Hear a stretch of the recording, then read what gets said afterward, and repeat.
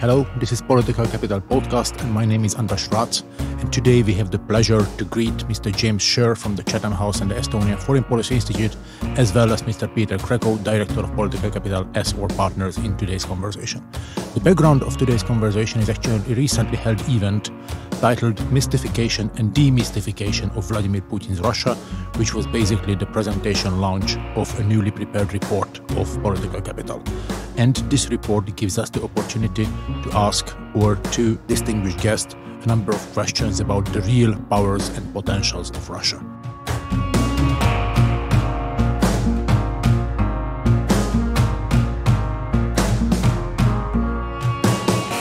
You are listening to the podcast of Political Capital Institute.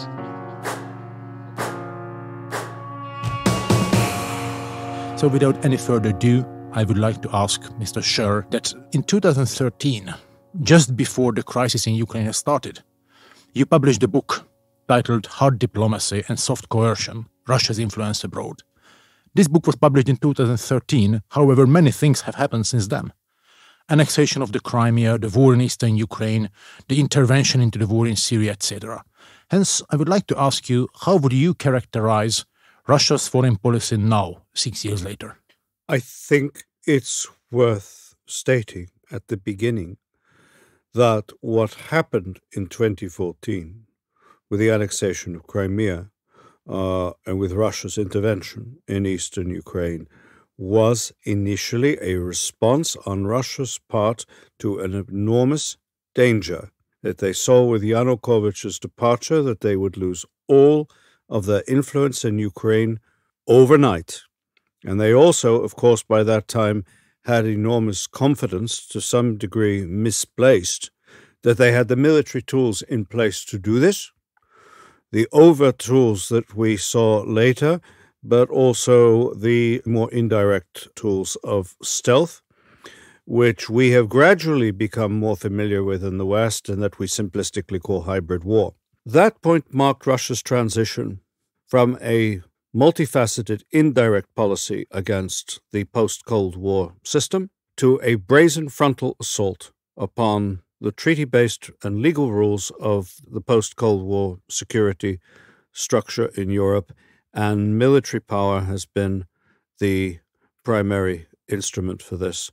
And it was then that Russia became explicit that we regard the current system as illegitimate.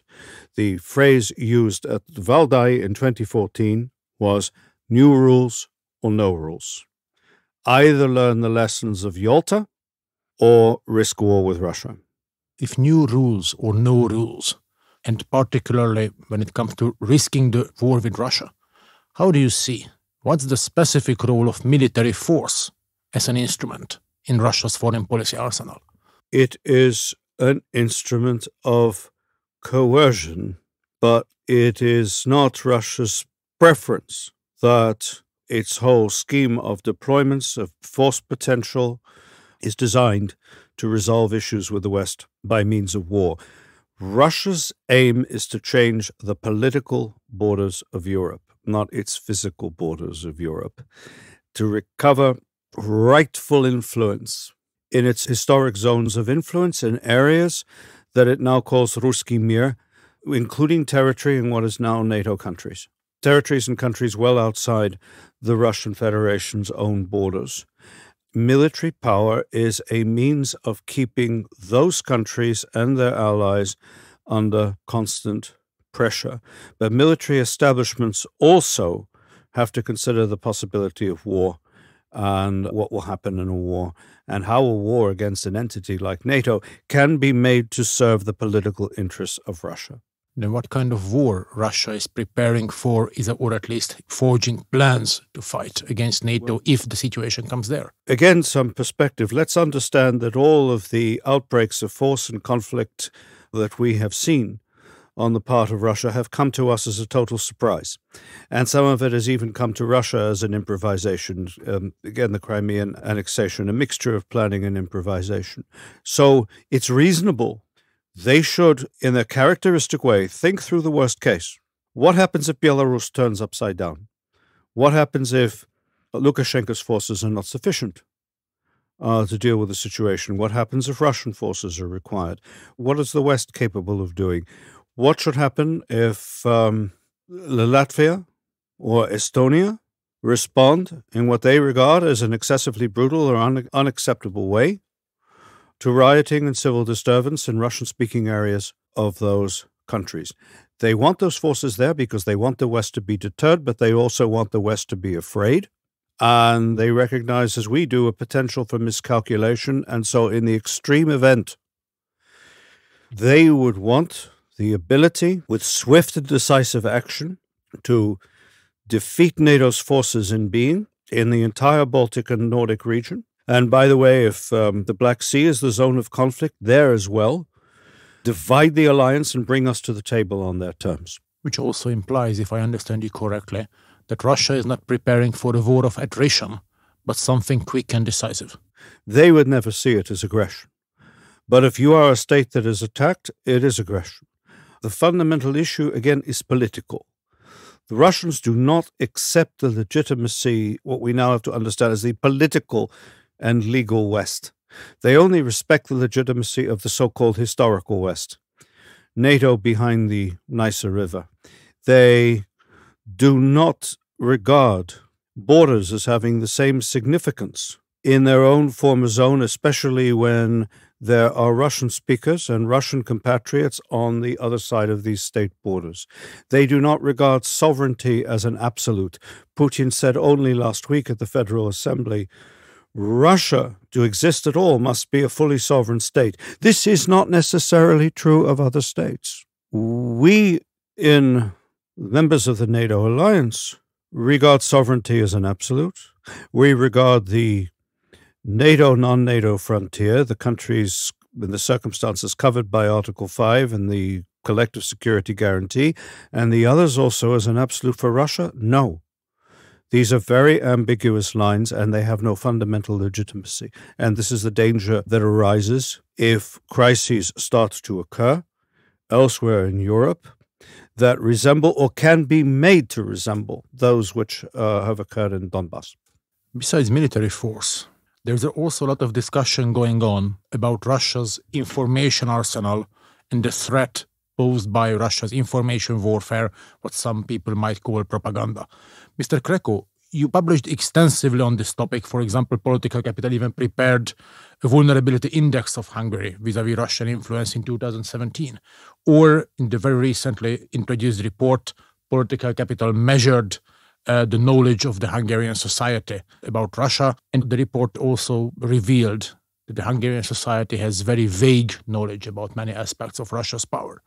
So when it comes to Russia's information warfare arsenal, how do you see the problem? What might be Russia's objective with the information warfare toolbox, and where is it going to develop?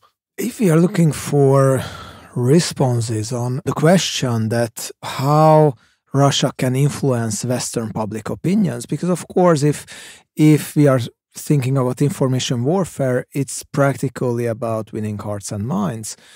The interesting thing is that Russia doesn't seem to be extremely successful, while the Kremlin spends quite a lot of money on that in classical terms of soft power, in the sense that if we take a look at the public opinion of Western countries today, compared to the pre-Crimean period, we can see that Russia's image deteriorated in the Western world. So Russia seems to be less sympathetic and more dangerous for many than it was before the annexation of Crimea. On the other hand, we can see quite a lot of success in terms of sharp power, creating the illusion of that Russia is capable of changing policy outcomes and change the outcome of practically any kind of elections in the Western world. Also, a general perception of that Russia is a growing power. According to a research of Pew, 42% of the population worldwide thinks that Russia is simply stronger than it was 10 years ago.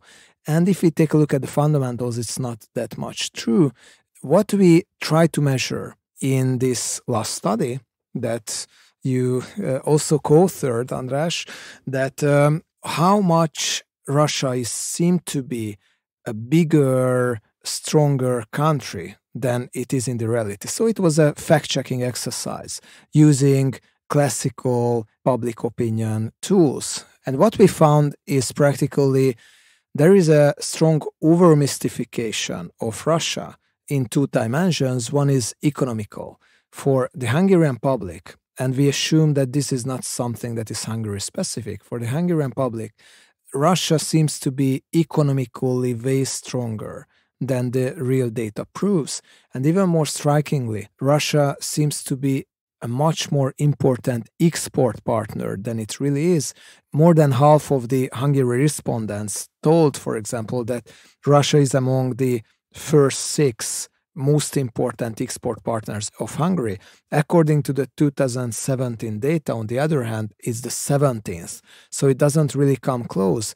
And this whole phenomenon, what we found in this study, I think highlights that on the one hand, there is a general danger of seeing Russia as an omnipotent force that is able to change any kind of political policy processes in the West, and also to defeat any countries, to buy up everything, and so on and so on. And this is, on the one hand, what the Russian propaganda tries to send us as a message. It's, in a lot of cases, we hear very important information on, for example, some politicians that are possibly corrupted by Russia, by Russian close sources. So what does it mean? That they want to send a message that we are capable of doing that. Also, there is a lot of discussion in the Russian propaganda on the new military developments, and there is a lot of articles on that and statements as well, that how strong Russia is and how easily it could defeat the West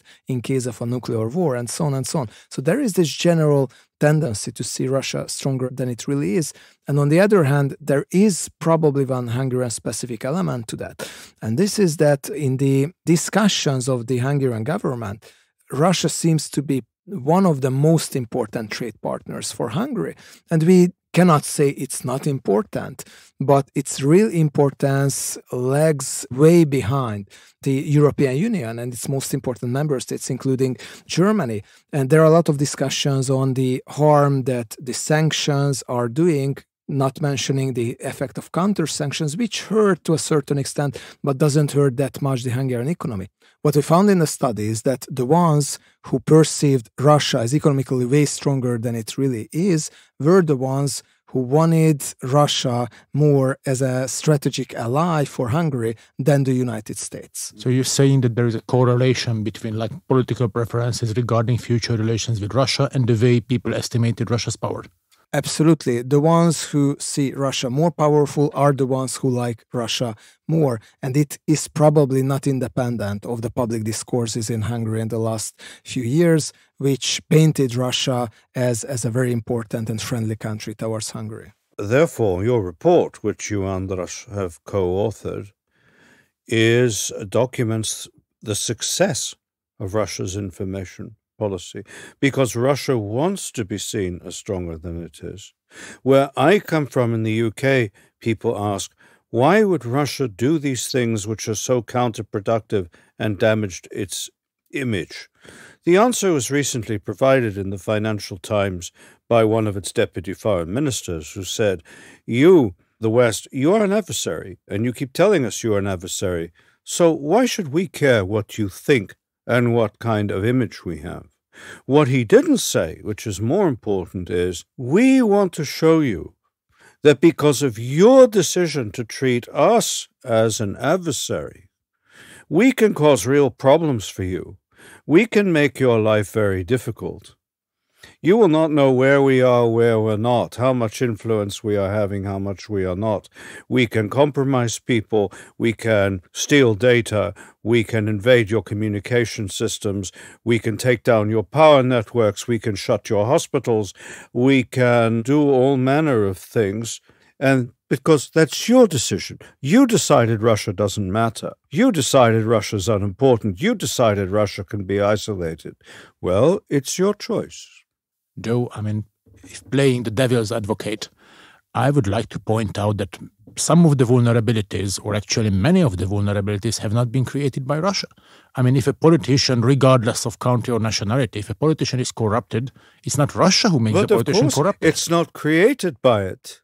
It is the skill that they have in identifying these vulnerabilities and taking advantage of them and using them to strengthen their own position, which is what is at issue here and where their capabilities lie. If Russia is exercising her powers in this way, Mr. Krekó, what do all these mean for specifically Central and Eastern Europe? I mean, we are geographically much closer, or historical relations with Russia differs from the one the UK has. How do you see the future, actually, the present situation of Central Europe and Russia relations? What we could see in some polls recently is that while there is an increasing threat perception of Russia in the Central Eastern European public, on the other hand, there is a growing admiration of its leader. According to the polls of Globsec last year, practically Vladimir Putin was more popular in 3 out of 4 Central Eastern European countries, namely Czech Republic, Slovakia, and Hungary, than Chancellor Merkel and also then Donald Trump.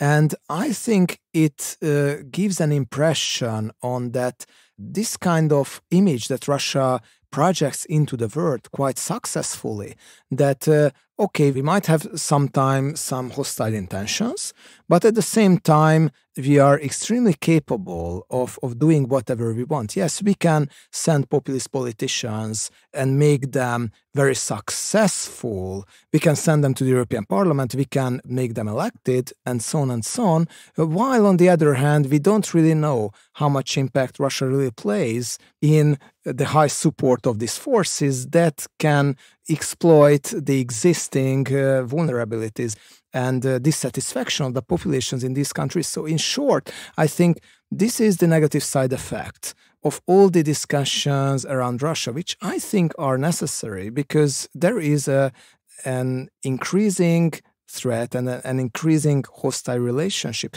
But at the other hand, if we conclude that Russia is the country that is omnipotent in the sense that they can change the way of how things unfold in the Western world, then the negative side effect can be that in winning hearts and minds, Russia will be more successful, because if Russia seems to be this strong, then why not to admire it as a world political model? And in Central Eastern Europe, we can increasingly see that this narrative is on the rise, that yes, the Western world is on the decline, European Union is on the decline. On the other hand, there are some winds blowing from the east, from Russia, from China, and so on. And if we think strategically, then we have to have at least as strong relationship with the East than with the West. You asked about, András, about Central and Eastern Europe, and that's important because one country you haven't asked about is Finland. And the reason you haven't is because what we are discussing would not be a discussion in Finland, because the level of social cohesion, the level of trust, the level of transparency, the level of competence and public-mindedness of state and public institutions is so high that this type of information warfare has very limited potential there. Whereas in Central and Eastern European countries, all of these necessary attributes of internal security and cohesion are flawed and in some cases absent. What is pretty self-evident, if we take a look at the illiberal tendencies of Central Eastern Europe, is that democratic backsliding opens the door for hostile foreign influence from Russia, from China, sometimes from Turkey. And this is a correlation that is unfortunately overlooked in many times. So there is no such a thing as only focusing on the geopolitical interests of the West while ignoring democratic tendencies, because the two comes hand in hand. We cannot really see in the region any authoritarian politicians who have a rosy relationship with the West. The more authoritarian the politicians become, the stronger relationship they build with Eastern dictatorships. And they are happy to exploit these kind of vulnerabilities. And also corruption is something that is simply way easier to do and manage in countries where the democratic checks and balances are more destroyed. It's easier to do money traps, for example, and this is what we can see in Central Eastern European countries, not just in Hungary, but we could see in Macedonia, we could see in Romania, we could see in Bulgaria, we are seeing that in the Czech Republic, in Slovakia, so there are many examples to that. Petr is absolutely right. You have to look at security in holistic terms. It's not a question of, is it military rather than civic or economic? It's all of these things. In Ukraine, when the war in Donbass just started, the Ukrainian authorities discovered that for a period of many months, the Russians had been illicitly supplementing by considerable amounts the salaries of all the law enforcement people in Donbass, and that their penetration was such that they assumed that all we have to do is kick in the front door and the whole house of cards collapsed. It did there. In many other parts of the country, they were surprised because they were not able to do this. But it shows the relationship. And this is why the issues Petr is discussing and your report is discussing, very important and very interesting to the military leadership of Russia, who understand the importance of the initial period of war and preparing what they call a TVD, preparing the ground before, so that there is a serious conflict. They not only have confidence that the cards will fall, but they have a good sense of where they will fall. This all implies, and particularly the statement, that there is a correlation between democratic backsliding and corruption and dividedness of the societies and the potential for outside influence. Well, all this implies that our job is far from being completed, our job is far from being done. So probably this was not the last time we met. I would like to thank Mr. James Sherr from the Chatham House and Estonian Foreign Policy Institute for joining us, as well as Peter Krekó, Director of Political Capital. This was Political Capital Podcast, and you heard András Rácz. Thank you for the attention. Thank you. Thank you.